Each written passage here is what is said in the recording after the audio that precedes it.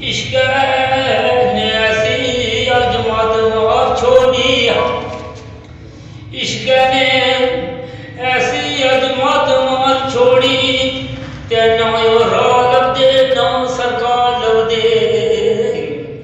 ओ दिन जद के रात तबाह होई गए, ओ सीखा लाउण जोगे ना घर लभदे।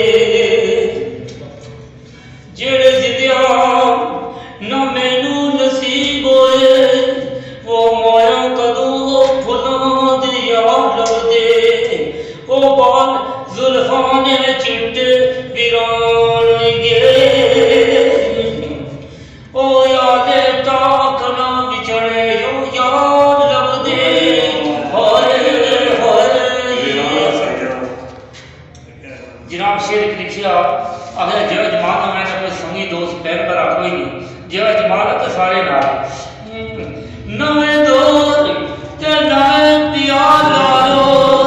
यारी काल दी यारी वो बड़ी महंगी पैनी, दूध पतिया ते मुर्ग पुलाव वाली, वो खाने पीने दी चाली दी तुदारी पैनी। एक कदम नहीं तुर दे प्यारे पैदल, वो कर दी भूखड़ वे कदी लारी पैनी। जनाब कड़े की आवाज देती आ गया, वो कौन सुके ते खिदर पिया कर दे। ओ रखड़ी जेब पिया पूनी भारी पैनी। हाय हाय तो के प्यारी क्यों जे प्यार नभाना सी बहु खान। बंदा याबते किसे दा यो जाना, किसे नू अपना बनाना सी बहु खान।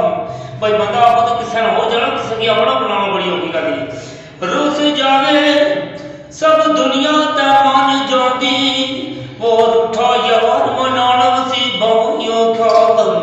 जनाब अगर तुमने आवाज देती है, अगर छोड़ी सजा जाए छोड़ी जाए, अगर दिल बड़ा बेचैन बेजार हो जाए इंसान, वो छोड़ सजन तुर जान हो